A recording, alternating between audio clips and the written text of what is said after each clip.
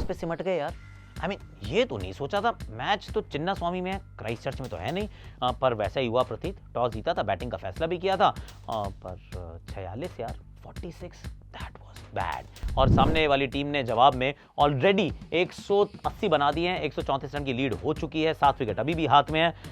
Things are looking very good. पर सवाल बहुत सारे हैं। क्या कोहली को ओवर भेजना चाहिए था, क्या वो सही था या नहीं था, या फिर टॉस पे क्या करना चाहिए था? There are plenty of questions and of course the question of Sunrisers Hyderabad retaining Heinrich Klaasen 23 crore. My God, is he worth it? And also क्या वो सबसे महंगे खिलाड़ी हो सकते हैं? करने को आज बात बहुत कुछ है।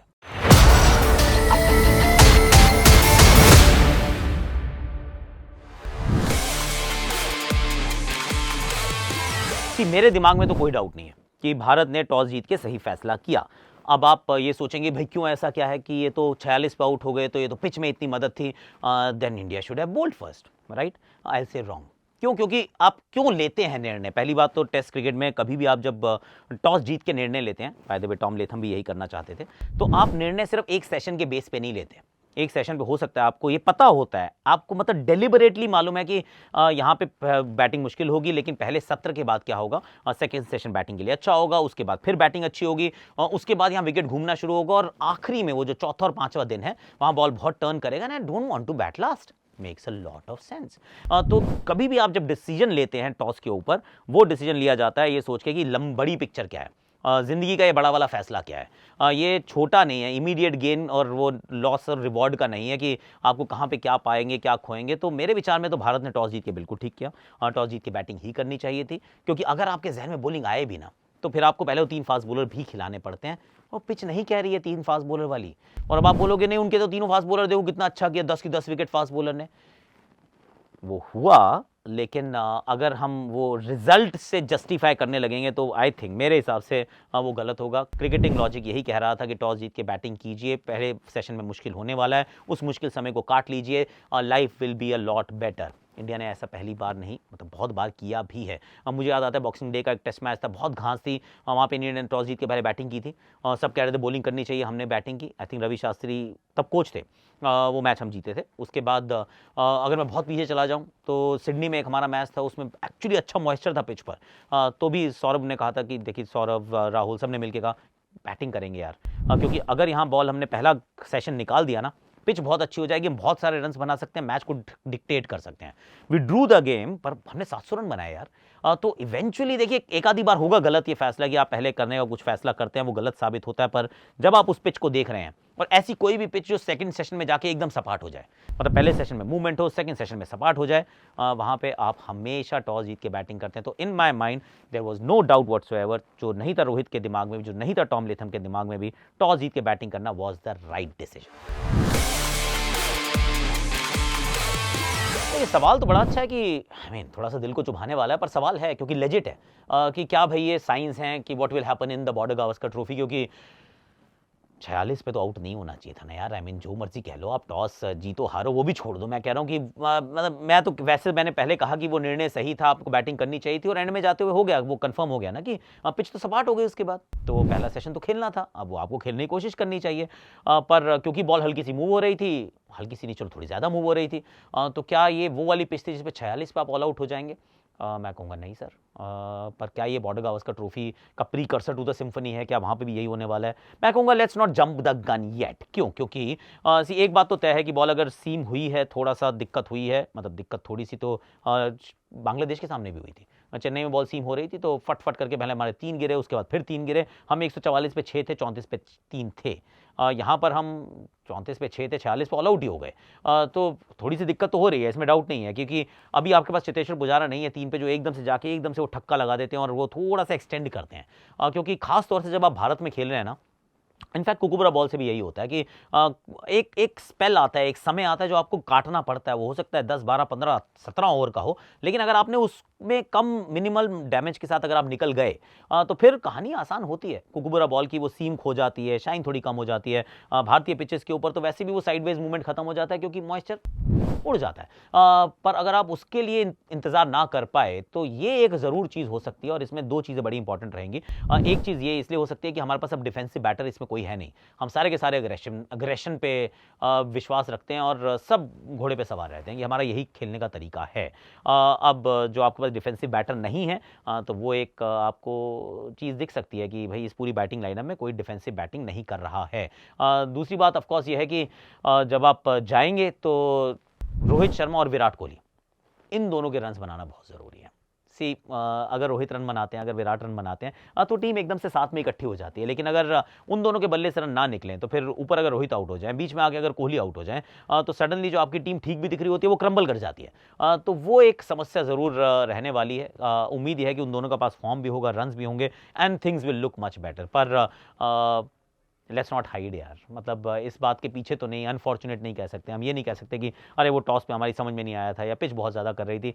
लेट्स बी फेयर, भारत में ही मैच था, चिन्ना स्वामी है, क्राइस्टचर्च तो नहीं है। इससे बेहतर प्रदर्शन की उम्मीद थी, इसमें कोई डाउट नहीं है। और ये सिर्फ मैं नहीं कह रहा हूँ, अगर आप ये भारतीय टीम से पूछेंगे ना तो वो भी एग्जैक्टली यही कहेंगे कि इससे बेटर हम कर सकते थे। डिफेंस करते हुए आउट हो जाओ कोई बात नहीं, लेकिन अगर इस पिच पे शॉट मार के आउट हो रहे हैं तो फिर हम कोशिश भी नहीं कर रहे कि let's get to the second session. वहाँ सेकंड सेशन अगर आप पहुँच जाते तो बैटिंग तो आसान हो गई थी ना उसके बाद। ये सवाल है एक्चुअली, क्योंकि विराट कोहली ने 2016 के बाद पहली बार 3 नंबर पे बैटिंग की। अब किस तरीके से आप इसको आंकेंगे? इनफैक्ट लेट्स बी फेयर, पिछले 2 मैच में एक बार नंबर 5 पे कानपुर फर्स्ट इनिंग्स और एक बार नंबर 3 पर बेंगलुरु फर्स्ट इनिंग्स। तो ये एग्जैक्टली जो चीज़ विराट कोहली के करियर में जब उन्होंने 4 नंबर पे खेलना शुरू किया तो उसके बाद वो 5 नंबर पे सिर्फ तभी जाते थे जब नाइट वॉचमैन इन्वॉल्व था, otherwise he is always batted at 4। तो पिछली बार जो हुआ कानपुर, वो पहली बार था उनके करियर में। 2016 में आखिरी बार वो 3 नंबर पर बैटिंग करने गए थे, लेकिन यहाँ पे वो 3 नंबर पे जाते हैं। तो पिछले 2 मैच के अंदर आपने देखा कि उनके बैटिंग ऑर्डर से थोड़ा सा बदलाव किया गया है। और उसके 2 पहलू हैं देखने के। एक तो ये कि आप 4 नंबर पे इतने लंबे समय तक क्यों बैटिंग करते हैं, क्योंकि आपने you earn the right to bat at 4। अब दूसरा जो कंटेंडर मौजूद था वो था केएल राहुल, क्योंकि ये सवाल रहता है केएल राहुल तो वैसे भी ओपनर है यार, तो उनको ओपन कराओ। देखो वो तो मतलब वो आ सकते हैं 3 नंबर पे, लेकिन हम ना वो सवाल तब नहीं पूछते जब उनको हम 6 नंबर पे भेजते हैं। जब केएल राहुल को हम 6 पे भेजते हैं तो हम कहते हैं ये तो बैटर है, इसको 6 पे खेलना चाहिए। हम तब उनको जज नहीं करते, ये तो ओपनर, इस पे 6 पे क्यों 6 पे खेल रहा है, अच्छा नहीं किया तो कोई बात नहीं। लेकिन जैसे ही बारी आई नई गेंद से खेलने की तो हमने कहा उनको 3 नंबर पर भेजना चाहिए था। पर्सनली मुझे लगता है भेजना चाहिए था, मुझे भी लगता है उनको भेजना चाहिए था, even though it's not fair. I will be honest, ये अनफेयर है। तो इस समय भारतीय टीम ने क्या किया कि राहुल के साथ वो फेयर होना चाहते थे कि बार बार ऊपर नीचे करते रहोगे, क्या तरीका है यार। जब डिक्लेरेशन की बारी आती है तो वो 6 पे खेलता है, इसलिए डिक्लेयर करना जरूरी है, रहने दो कोई बात नहीं, उनके रन इंपॉर्टेंट नहीं है। यहाँ पे गेंद नहीं है 3 नंबर पे, किसी को जाना चल भाई तू चला जा, क्योंकि सरफराज 3 पे नहीं खेलेंगे। तो वो उनको लगा कि नहीं, राहुल के साथ हम अनफेयर हो रहे हैं, तो let's be fair to him, क्योंकि हम उनको ऑलरेडी उनके प्रेफर्ड स्पॉट से हटा चुके हैं। तो यहाँ कोहली को कहा गया होगा देखिए आप तो सर्वगुण संपन्न है, आप चले जाओ 3 नंबर पर यार, क्या ही फर्क पड़ता है। पर ideally Rahul should have batted at 3। I know it's unfair, but मैं कोहली के साथ फेयर रहता कि आप 4 पे चलिए, क्योंकि आप 4 पे ही हमेशा अच्छा खेलते हैं और ये आपका नंबर है, you earn that right to be at number 4।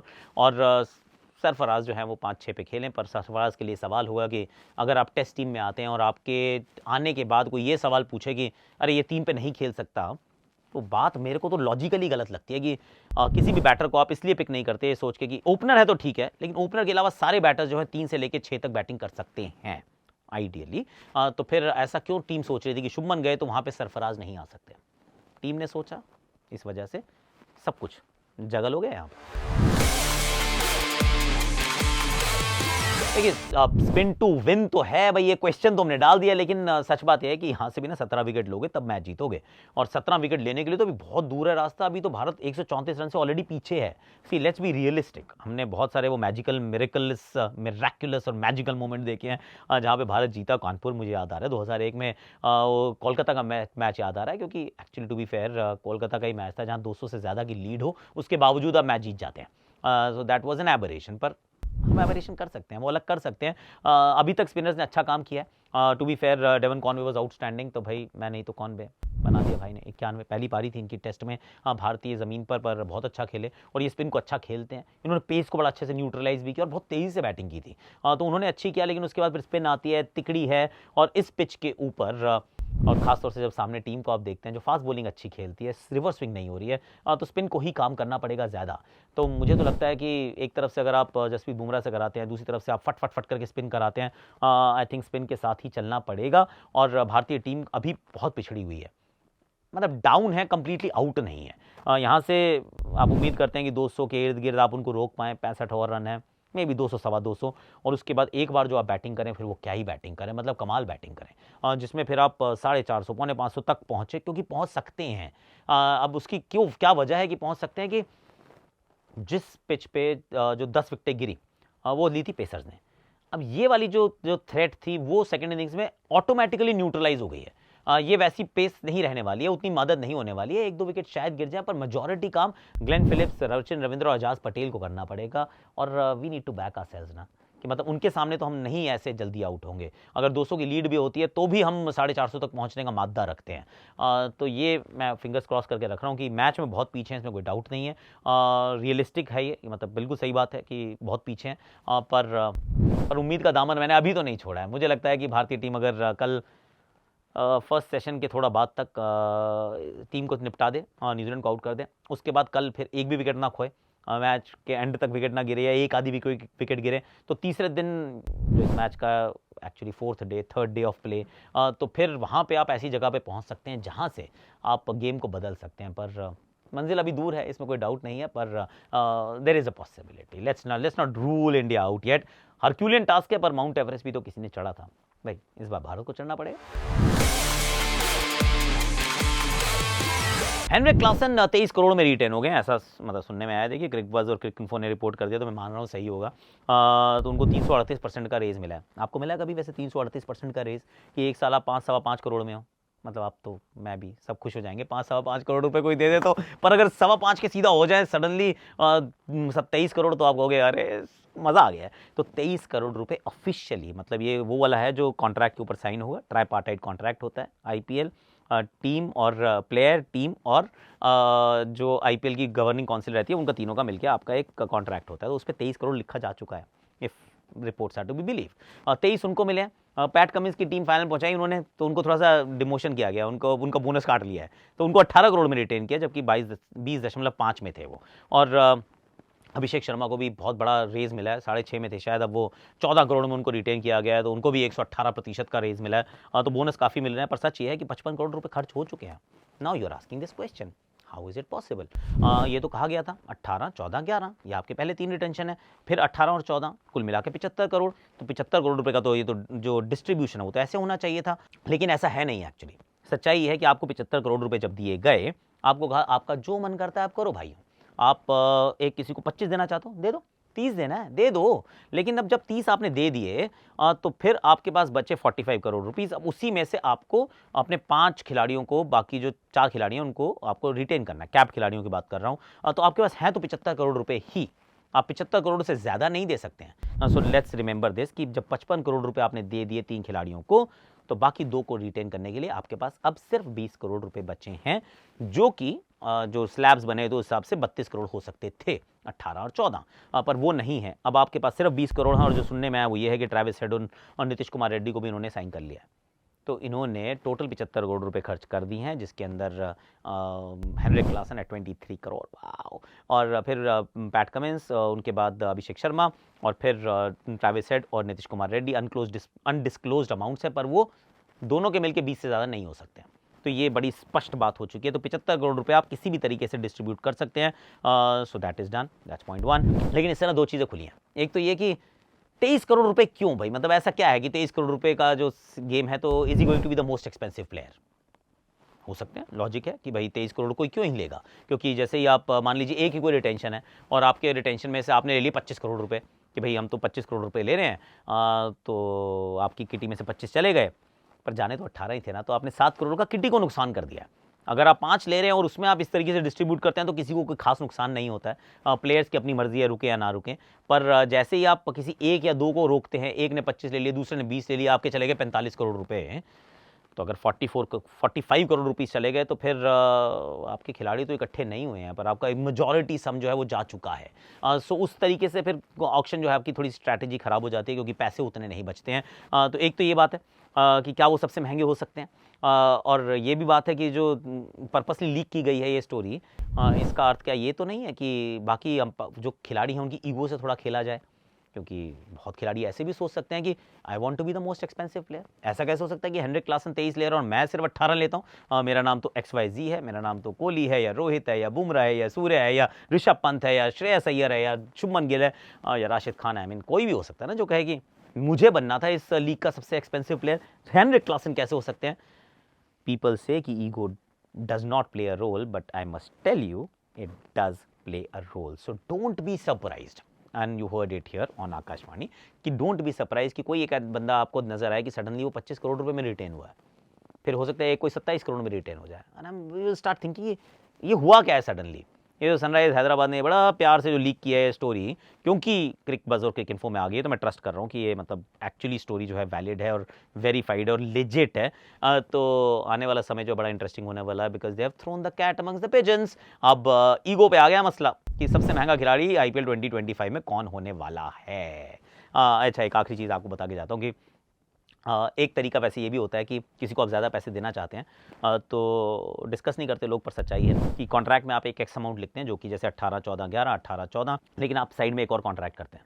अब वो कॉन्ट्रैक्ट किसी के लिए भी हो सकता है, जैसे अगर आप JSW के साथ हैं, hypothetically, I am not saying कि उन्होंने कुछ किया है ऐसा, JSW हो सकता है वो अपने आपको पेंट का एम्बेसडर बना दे साथ में, और आपको कहे चलो जी ये पैसे आपके एक्स्ट्रा हैं, ये इसके साथ के हैं, पर हमने आपको एक नया रोल दिया है, उसके लिए आपको हम 10 करोड़ रुपए और देते हैं। तो suddenly you can actually make a contract which is much bigger.